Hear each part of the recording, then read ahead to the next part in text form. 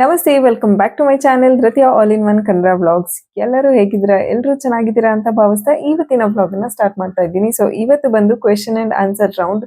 ಅದು Khushboo ma'am ತೋರಿಸಿರುವಂತಹ secret oil ಅಥವಾ carrot oil ಬಗ್ಗೆ ನಾನು ಇವತ್ತು ತುಂಬಾ ಜನ ಡೌಟ್ಸ್ ನ ಕೇಳಿದ್ರಿ. ಕಾಂಬಿನೇಷನ್ ಸ್ಕಿನ್ ಅವ್ರು ಯೂಸ್ ಮಾಡ್ಬೋದಾ, ಆಯಿಲಿ ಸ್ಕಿನ್ ಅವ್ರು ಯೂಸ್ ಮಾಡ್ಬೋದಾ, ಮಗುಗೆ ಯೂಸ್ ಮಾಡ್ಬೋದಾ, ಅಥವಾ ಸೋಪ್ ಹಾಕಿ ಮುಖ ತೊಳಿಬೋದಾ, ಅಂಡ್ ಹೇಗೆ ಯೂಸ್ ಮಾಡೋದು ಅಂತ ತುಂಬಾ ಜನ ಕಮೆಂಟ್ಸ್ ಹಾಕಿದ್ರಿ. ಸೊ ಈ ವಿಡಿಯೋದಲ್ಲಿ ನಾನು ಅದನ್ನ ಆಯಿಲ್ ನ ಹೇಗೆ ಯೂಸ್ ಮಾಡಿದೆ ಅನ್ನೋದನ್ನ ತಿಳಿಸ್ತೀನಿ. ಹಾಗೆ ಈ ಎಲ್ಲಾ ಡೌಟ್ಸಿಗೂ ಒಂದು ವಿಡಿಯೋ ಮಾಡಿದ್ರೆ ಕ್ಲಾರಿಟಿ ಸಿಗುತ್ತೆ ನಿಮ್ಗೂ ಕೂಡ ಅನ್ನಿಸ್ತು. ಹಾಗಾಗಿ ಈ ವಿಡಿಯೋನ ಮಾಡ್ತಾ ಇದ್ದೀನಿ. ಯಾರಿಗೆಲ್ಲ ಇಂಟ್ರೆಸ್ಟ್ ಇದೆ ಸಬ್ಸ್ಕ್ರೈಬ್ ಮಾಡ್ಕೊಳ್ಳಿ. ಹಾಗೆ ಪಕ್ಕದಲ್ಲಿ ಇರುವಂತಹ ಬೆಲ್ ಐಕನ್ ನ ಕ್ಲಿಕ್ ಮಾಡಿ, ಸೋ ದಟ್ ನನ್ನ ಎಲ್ಲಾ ವಿಡಿಯೋ ನೋಟಿಫಿಕೇಶನ್ಸ್ ನಿಮ್ಗೆ ತಲುಪುತ್ತೆ.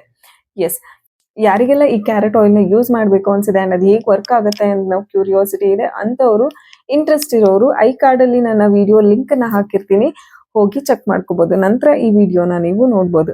ಎಸ್, ತುಂಬಾ ತಡ ಮಾಡೋದ್ ಬೇಡ, ಬನ್ನಿ ನಿಮ್ಮ ಕ್ವೆಶನ್ ಅಂಡ್ ಆನ್ಸರ್ಸ್ಗೆ ಆನ್ಸರ್ ಮಾಡ್ತಾ ಹಾಗೆ ನೆಕ್ಸ್ಟ್ ನಾನು ಹೇಗೆ ಯೂಸ್ ಮಾಡ್ತೀನಿ ಈ ಆಯಿಲ್ ನ ಅನ್ನೋದ್ರ ಬಗ್ಗೆ ತಿಳಿಸ್ತೀನಿ. ಫಸ್ಟ್, ತುಂಬಾ ಜನ ಕೇಳಿರುವಂತದ್ದು oily skin, combination skin and dry skin ಅವರು ಯೂಸ್ ಮಾಡ್ಬೋದಾ ಅನ್ನುವಂಥದ್ದು. ಡೆಫಿನೆಟ್ಲಿ ಎಲ್ಲಾ ಸ್ಕಿನ್ ಟೈಪ್ ಅವರು ಈ ಆಯಿಲ್ ನ ಯೂಸ್ ಮಾಡ್ಬೋದು. ಯಾವುದೇ ತರನಾದ ಸೈಡ್ ಎಫೆಕ್ಟ್ಸ್ ಇಲ್ಲ. ಅಂಡ್ ನೀವು ಬಾಡಿಗೆ ಯೂಸ್ ಮಾಡ್ತಿದ್ದೀರಾ ಅಂದ್ರೆ ಡೆಫಿನೆಟ್ಲಿ ಎಲ್ಲಾ ತರದ ಸ್ಕಿನ್ ಅವರು ಯೂಸ್ ಮಾಡಬಹುದು. ಆದರೆ when you are using it to face, ನೀವು ನಿಮ್ ಮುಖಕ್ಕೆ ಯೂಸ್ ಮಾಡ್ತಿದ್ದೀರಾ ಅನ್ನೋದಾದ್ರೆ ರೆಗ್ಯುಲರ್ ಆಗಿ ನೀವು ಎವ್ರಿ ಡೇ ಅಪ್ಲೈ ಮಾಡೋದಕ್ಕೆ ಆಗೋದಿಲ್ಲ, ಬಿಕಾಸ್ ಎಕ್ಸೆಸ್ ಆಫ್ ಆಯಿಲ್ ಆಗುತ್ತೆ. ಇದಕ್ಕಿಂತ ಮುಂಚೆ ಏನೋ ಈ 1 ಮಂತ್ 1.5 ಮಂತ್ ಮುಂಚೆ ಸ್ವಲ್ಪ ಚಳಿ ಇದ್ದಿದ್ರಿಂದ ನೀವು ಪ್ರತಿದಿನ ಆಯಿಲ್ ಯೂಸ್ ಮಾಡಿದ್ರು ಸ್ಕಿನ್ ಅಬ್ಸರ್ವ್ ಮಾಡ್ಕೋತಿತ್ತು, ಬಿಕಾಸ್ ಬೇಗನೆ ಡ್ರೈ ಆಗ್ತಿತ್ತು ಸ್ಕಿನ್. ಹಾಗಾಗಿ ಬಟ್ ಈ ಸಮ್ಮರ್ ಅಲ್ಲಿ ಆತರ ಆಗಲ್ಲ, ಸ್ಕಿನ್ ಅಷ್ಟಾಗಿ ಡ್ರೈ ಆಗಲ್ಲ, ನಿಮ್ದು ಆಯಿಲಿ ಸ್ಕಿನ್ ಇರುತ್ತೆ. ಸೊ ಹಾಗಾಗಿ ಐದರ್ ನೀವು ವೀಕ್ಲಿ ಟ್ವೈಸ್ ಅಥವಾ ಒನ್ಸ್ ಯೂಸ್ ಮಾಡಬಹುದು, ಅಥವಾ ಅಪ್ಲೈ ಮಾಡಿ ಒಂದು ಹಾಫ್ ಅನ್ ಅವರ್ ಬಿಟ್ಟು ವಾಶ್ ಮಾಡಬಹುದು. ಇದು ಬೆಸ್ಟ್ ಅಂತ ನನಗನ್ಸುತ್ತೆ. Because once in a week use ಮಾಡಿದ್ರೆ ಅಥವಾ twice in a week use ಮಾಡಿದಾಗ ನಿಮ್ಗೆ ಆ ರಿಸಲ್ಟ್ ನೋಡೋದಕ್ಕಾಗಲ್ಲ. ಅಂಡ್ ನಿಮ್ಗೂ ಕೂಡ ತುಂಬಾ ಡಿಲೇ ಅನ್ಸುತ್ತೆ, ಯಾವತ್ತು ಯೂಸ್ ಮಾಡಿದ್ದೆ ಅಂತ ನೆನಪಿರಲ್ಲ. ಇನ್ನೊಂದು 4 ದಿನ ಬಿಟ್ಟು ಯೂಸ್ ಮಾಡೋ ಅಷ್ಟೊತ್ತಿಗೆ ಆ ಲೇಸಿನೆಸ್ ಅನ್ನೋದು ಎಲ್ಲರನ್ನೂ ಕಾಡುತ್ತೆ. ಒಂದಿನ ಇಂಟ್ರೆಸ್ಟ್ ಇಲ್ಲಿ ಅಪ್ಲೈ ಮಾಡ್ತೀವಿ, so next after 2 days apply ಮಾಡ್ಬೇಕು ಅಂದಾಗ ಮರ್ತೋಗಿರ್ತೀವಿ, ಅಥವಾ ಅಯ್ಯೋ ಬಿಡು ನೆಕ್ಸ್ಟ್ ಅಪ್ಲೈ ಮಾಡಿದ್ರೆ ಆಯ್ತು ಅಂತ ಪೋಸ್ಟ್ಪೋನ್ ಮಾಡುವಂತ ಚಾನ್ಸಸ್ ತುಂಬಾನೇ ಇರುತ್ತೆ. ಸೊ ಅದ್ರ ಬದಲು ನೀವು ಅಪ್ಲೈ ಮಾಡಿ ಒಂದು ಹಾಫ್ ಅನ್ ಅವರ್ ಅಥವಾ 15 ಮಿನಿಟ್ಸ್ ಬಿಟ್ಟು ನೀವು ಫೇಸ್ ವಾಶ್ ಅನ್ನ ಮಾಡ್ಬೋದು. ಅದು ಕೂಡ ನಿಮ್ಗೆ ತುಂಬಾನೇ ಎಫೆಕ್ಟಿವ್ ಆಗಿ ವರ್ಕ್ ಆಗುತ್ತೆ. ಸೊ ನಿಮ್ ಸ್ಕಿನ್ ಬಗ್ಗೆ ನಿಮ್ಗೆ ಗೊತ್ತಿರುತ್ತೆ. ಸ್ವಲ್ಪ ಆಯಿಲಿ ಸ್ಕಿನ್ ಇದೆ ಅನ್ನೋದಾದ್ರೆ ಒಂದು 10 ರಿಂದ 15 ನಿಮಿಷ ಬಿಟ್ರೆ that is more than enough. ಆಮೇಲೆ ನೀವು ನಾರ್ಮಲ್ ಆಗಿ ಯಾವ ಫೇಸ್ ವಾಶ್, ಸೋಪ್ ಏನ್ ಯೂಸ್ ಮಾಡ್ತೀರಾ, ಕಡ್ಲೆ ಹಿಟ್ಟು ಮನೇಲಿ ಏನಾದ್ರೂ ಹರ್ಬಲ್ ಪೌಡರ್ ಯೂಸ್ ಮಾಡೋದಾದ್ರೆ ಆ ಪೌಡರ್ ಇಂದ ನೀವು ಫೇಸ್ ವಾಶ್ ಅನ್ನ ಮಾಡ್ಕೋಬಹುದು. ಓಕೆ, ಯಾಕೆಂದ್ರೆ ಕೆಲವರು ಕೇಳಿದ್ರಿ ನನ್ನ, ಮ್ಯಾಮ್ ಸೋಪ್ ಯೂಸ್ ಮಾಡಿ ಫೇಸ್ ವಾಶ್ ಮಾಡ್ಬೋದಾ ಅಂತ. ಡೆಫಿನೆಟ್ಲಿ ಯೂಸ್ ಮಾಡ್ಬೋದು. ನಾನು ಕೂಡ ಫೇಸ್ ವಾಶ್ ಅನ್ನ ಯೂಸ್ ಮಾಡಿ ಫೇಸ್ ವಾಶ್ ಮಾಡ್ತಿದ್ದಿದ್ದು. ಸೊ ಹಾಗಾಗಿ ಯು ಕ್ಯಾನ್ ಡೆಫಿನೆಟ್ಲಿ ಯೂಸ್. ಮನೆಯಲ್ಲಿ ಹರ್ಬಲ್ ಪೌಡರ್ ಮಾಡ್ಕೊಂಡಿದ್ರೆ ಅದನ್ನು ಕೂಡ ಯೂಸ್ ಮಾಡ್ಬೋದು. ಅಂಡ್ ಅದರ ಪೌಡರ್ ಹೇಗ್ ಮಾಡೋದು ಅಂಡ್ ನಾನು ಯಾವ್ದನ್ನ ಯೂಸ್ ಮಾಡ್ತೀನಿ ಅನ್ನೋದನ್ನು ಕೂಡ ನನ್ನ ವಿಡಿಯೋದಲ್ಲಿ ಹಾಕಿದ್ದೀನಿ. ಇಂಟ್ರೆಸ್ಟ್ ಇರೋರು ಚೆಕ್ ಮಾಡ್ಬೋದು. ಸೊ ಇದ್ರ ಬಗ್ಗೆ ನಿಮ್ಗೆ ಒಂದು ಕ್ಲಾರಿಟಿ ಸಿಕ್ತು ಅನ್ಕೋತೀನಿ. ನಿಮ್ಮ ಸ್ಕಿನ್ ಮೇಲೆ ಡಿಪೆಂಡ್ ಆಗುತ್ತೆ ನೀವು ಎಷ್ಟೊತ್ತು ಬಿಡಬೇಕು ಅನ್ನುವಂಥದ್ದು. 15 to 20 ಮಿನಿಟ್ಸ್ ಅಥವಾ ಹಾಫ್ ಅನ್ ಅವರ್, ಅಥವಾ ನೀವು ತುಂಬಾ ಡ್ರೈ ಸ್ಕಿನ್ ಇದೆ ಅನ್ನೋರು 1 ಅವರ್ ಕೂಡ ಬಿಡ್ಬೋದು, ಯಾವುದೇ ತರನಾದ ಪ್ರಾಬ್ಲಮ್ ಇಲ್ಲ. ಅಥವಾ ಒಂದು ವೀಕ್ ಯೂಸ್ ಮಾಡಿದ್ಮೇಲೆ ನಂಗೆ ಸ್ವಲ್ಪ ಪಿಂಪಲ್ಸ್, ಇಷ್ಟು ದಿನ ಇರ್ಲಿಲ್ಲ, ಇವಾಗ ಪಿಂಪಲ್ಸ್ ಸ್ವಲ್ಪ ಕಾಣಿಸ್ತಿದೆ ಅನ್ನೋವಾಗ ನೀವು ಆ ಟೈಮ್ ಅನ್ನ ರೆಡ್ಯೂಸ್ ಮಾಡಬಹುದು. ಎಸ್, ಹಾಫ್ ಅನ್ ಅವರ್ ಬಿಡ್ತಿದೆ, ನಂಗೆ ಪಿಂಪಲ್ಸ್ ಆಗ್ತಿದೆ ಅನ್ನುವಂಥವ್ರು ಒಂದು ಮಸಾಜ್ ಮಾಡಿ ಒಂದು 10 ನಿಮಿಷ 15 ನಿಮಿಷ ಬಿಟ್ಟು ನೋಡ್ಬೋದು. ಸೊ ಅದರಿಂದ ಕೂಡ ನೀವು ಸೆಲ್ಫ್ ಚೆಕ್ ಅನ್ನ ಮಾಡ್ಕೋಬಹುದು. ಅಂಡ್ ಕೈಗೆ ಕಾಲ್ಗೆ ಡೆಫಿನೆಟ್ಲಿ ನೀವು ಪ್ರತಿದಿನ ಯೂಸ್ ಮಾಡಿದ್ರು ಯಾವುದೇ ತರನಾದ ಪಿಂಪಲ್ಸ್ ಆಗಲ್ಲ, ಯಾವುದೇ ತರನಾದ ಸೈಡ್ ಎಫೆಕ್ಟ್ಸ್ ಆಗಲ್ಲ. You can use it blindly, you can use it. Yes, next ನನಗೆ ಕಮೆಂಟ್ ಮಾಡಿ ಬಂದಿರುವಂತದ್ದು ಬೇಬೀಸ್ಗೆ ಯೂಸ್ ಮಾಡ್ಬೋದಾ ಅಂತ.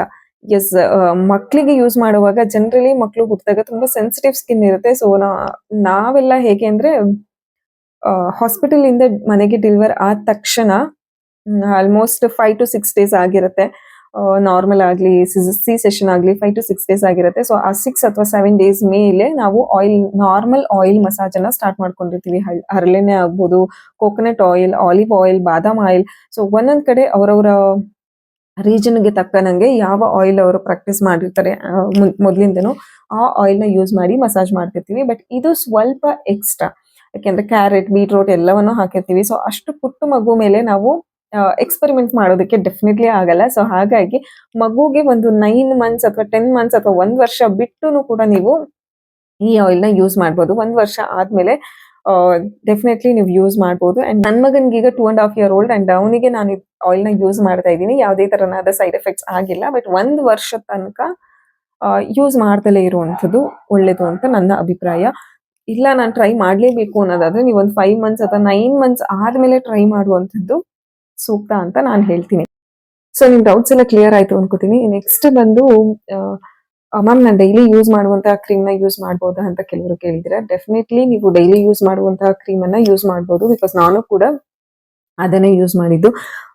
ನಾವು ಜನರಲಿ ಆಯಿಲ್ ನ ಫೇಸ್ಗಾಗ್ಲಿ ಹ್ಯಾಂಡ್ಸ್ಗಾಗ್ಲಿ ಅಪ್ಲೈ ಮಾಡುವಂಥದ್ದು ಸಂಜೆ ಅಥವಾ ನೈಟ್ ಮಲ್ಗಕ್ ಮುಂಚೆ ಅಪ್ಲೈ ಮಾಡಿರ್ತೀವಿ. ಸೊ ಹಾಗಾಗಿ ಬೆಳಗ್ಗೆ ನೀವು ನಾರ್ಮಲ್ ಆಗಿ ಫ್ರೆಶ್ ಅಪ್ ಆದ್ಮೇಲೆ ಏನು ರೆಗ್ಯುಲರ್ ಕ್ರೀಮ್ಸ್ ನೀವು ಯಾವ ಬ್ರ್ಯಾಂಡ್ ಅಥವಾ ಯಾವ್ದು ಯೂಸ್ ಮಾಡ್ತಾ ಇದ್ದೀರಾ ಅದನ್ನ ಕಂಟಿನ್ಯೂ ಮಾಡ್ಬೋದು. ಯಾವುದೇ ತರನಾದ ತೊಂದರೆ ಇಲ್ಲ.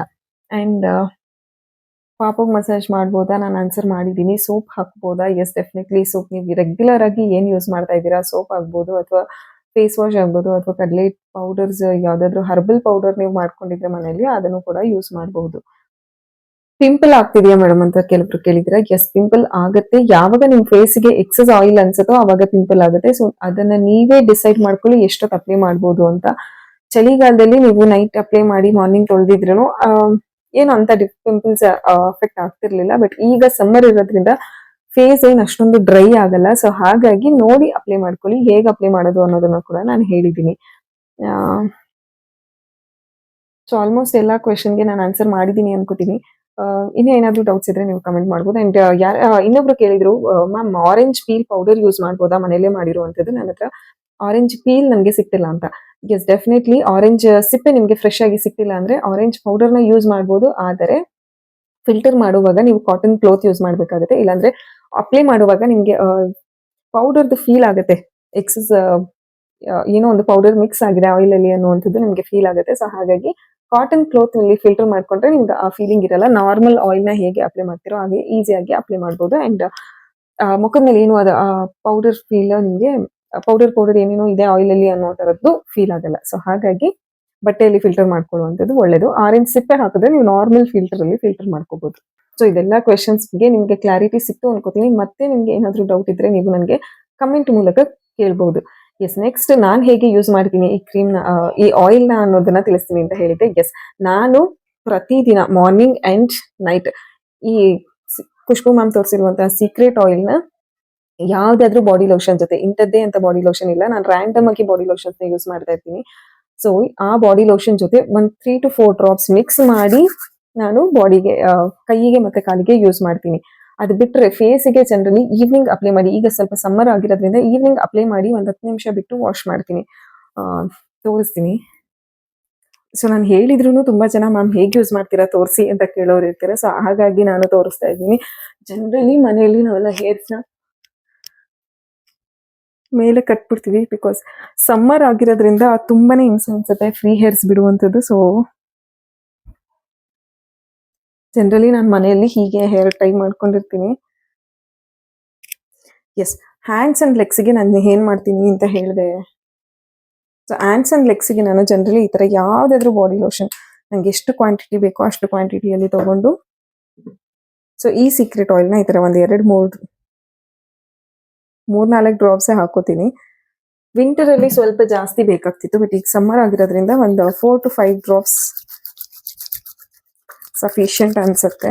ಸೊ ಈ ತರ ಬ್ರಷ್ ಮಾಡಿ ಆಯಿಲ್ ಮತ್ತೆ ಕ್ರೀಮ್ ಎರಡು ಮಿಕ್ಸ್ ಆಗುತ್ತೆ, ನೋಡ್ತಾ ಇರ್ಬೋದು.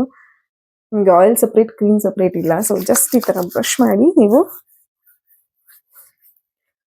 ನಾರ್ಮಲ್ ಬಾಡಿ ಲೋಷನ್ ಹೇಗೆ ಅಪ್ಲೈ ಮಾಡ್ಕೋತೀರೋ ಆ ತರ ಅಪ್ಲೈ ಮಾಡ್ಕೋಬಹುದು. ನಾನು ಇದನ್ನ ಪ್ರತಿದಿನ ಈವನ್ ಈ ಸೀಕ್ರೆಟ್ ಆಯಿಲ್ ಯೂಸ್ ಮಾಡಕ್ ಮುಂಚೆ ನಾನು ನಾರ್ಮಲ್ ಆಗಿ ಸ್ವಲ್ಪ ಆಯಿಲ್ ಅಥವಾ ಆಲ್ಮಂಡ್ ಆಯಿಲ್ ಕೂಡ ಈ ತರ, ಸೊ ನೀವು ಅಪ್ಲೈ ಮಾಡಿದ್ಮೇಲೆ ನಿಮ್ಗೆ ಆಯಿಲಿ ಫೀಲಿಂಗ್ ಏನು ಇರಲ್ಲ, ನಾರ್ಮಲ್ ಇಲ್ಲ. ಅಥವಾ ನೀವು ಸ್ವಲ್ಪ ಎಕ್ಸ್ಪೆನ್ಸಿವ್ ಬಾಡಿ ಲೋಷನ್ಸ್ ಯೂಸ್ ಮಾಡಿದ್ರೆ ಹೇಗೆ ಅನ್ಸುತ್ತೋ ಅದೇ ಫೀಲಿಂಗ್ ಇರುತ್ತೆ. ಅಂಡ್ ಈವ್ನಿಂಗ್ ತನಕ ನಿಮ್ಗೆ ಸ್ಕಿನ್ ಡ್ರೈ ಆಗೋದಾಗ್ಲಿ ಇಚ್ಚಿಂಗ್ ಫೀಲ್ ಆಗೋದಾಗ್ಲಿ ಯಾವುದೂ ಕೂಡ ಆಗಲ್ಲ. ಸೊ ಅಷ್ಟು ಹೈಡ್ರೇಟಿಂಗ್ ಆಗಿರುತ್ತೆ. ನೀವೊಂದು ವಾರ ಯೂಸ್ ಮಾಡಿ ನೋಡಿ, ನಿಮಗೂ ಕೂಡ ಆ ಡಿಫ್ರೆನ್ಸ್ ಗೊತ್ತಾಗುತ್ತೆ. ಆ್ಯಂಡ್ ಫೇಸಿಗೆ ಬರೋದಾದರೆ ನಾನು ಯಾವುದೇ ಥರನಾದ ಮೇಕಪ್ ಹಾಕಿಲ್ಲ, ಬಟ್ ಸ್ವಲ್ಪ ಫಿಲ್ಟರ್ ಯೂಸ್ ಮಾಡಿದ್ದೀನಿ. ಓಕೆ, ಸೊ ಈ ಆಯಿಲ್ನ ಒಂದು ಫ್ಯೂ ಡ್ರಾಪ್ಸ್ ನೀವು ನೋಡ್ಬೋದು ಇಲ್ಲಿ, ವೆರಿ ಲಿಟಲ್ ಆಯಿಲ್ ತೊಗೊಂಡು ಸ್ವಲ್ಪ ರಬ್ ಮಾಡಿ, ಸೊ ದಟ್ ಆಯಿಲ್ ವಾರ್ಮ್ ಆಗುತ್ತೆ. ಮಕ್ಳಿಗೆ ಹಚ್ಚುವಾಗಲೂ ನಾವು ಹೀಗೆ ಹಚ್ಚೋದಲ್ಲ, ಆಯಿಲ್ನ ಬಿಸಿ ಮಾಡಿ ಹಚ್ತೀವಿ. ಸೊ ನೀವು ಫೇಸ್ನ ಹೇಗೆ ಮಸಾಜ್ ಮಾಡ್ತೀರೋ ನಿಮ್ಮ ನೆಕ್ ಕೂಡ ಅಷ್ಟೇ ಇಂಪಾರ್ಟೆನ್ಸ್ ಇರುತ್ತೆ. ಸೊ ಫೇಸ್ ಅಂಡ್ ನೆಕ್ ಎರಡನ್ನೂ ಮಸಾಜ್ ಮಾಡ್ಕೊಳ್ಳಿ. ಕೆಲವರಿಗೆ ಡಾರ್ಕ್ ನೆಕ್ ಇರುತ್ತಲ್ಲ, ಸೊ ಅಂಥವರಿಗೆ ತುಂಬಾನೇ ಹೆಲ್ಪ್ ಆಗುತ್ತೆ. ಕ್ರಮೇಣವಾಗಿ ಅದು ಕೂಡ ಕಮ್ಮಿ ಆಗ್ತಾ 10 to ಬರುತ್ತೆ. 15 ಮಿನಿಟ್ಸ್ ಬಿಟ್ಟು ನೀವು ಇದನ್ನ ವಾಶ್ ಮಾಡಬಹುದು, ಅಥವಾ ಹಾಫ್ ಅನ್ ಅವರ್ ಕೂಡ ಬಿಡ್ಬೋದು, ನೋ ಇಶ್ಯೂಸ್. ನಿಮ್ಗೆ ಯಾವುದೇ ಥರನಾದ ಪಿಂಪಲ್ಸ್ ಆಗ್ತಿಲ್ಲ ಅಥವಾ ಸ್ಕಿನ್ ಕಂಫರ್ಟಬಲ್ ಆಗಿದೆ ಅಂದರೆ ನೀವು ಹಾಫ್ ಅನ್ ಅವರ್ ಕೂಡ ಬಿಟ್ಟು ಫೇಸ್ ವಾಶ್ ಮಾಡ್ಬೋದು.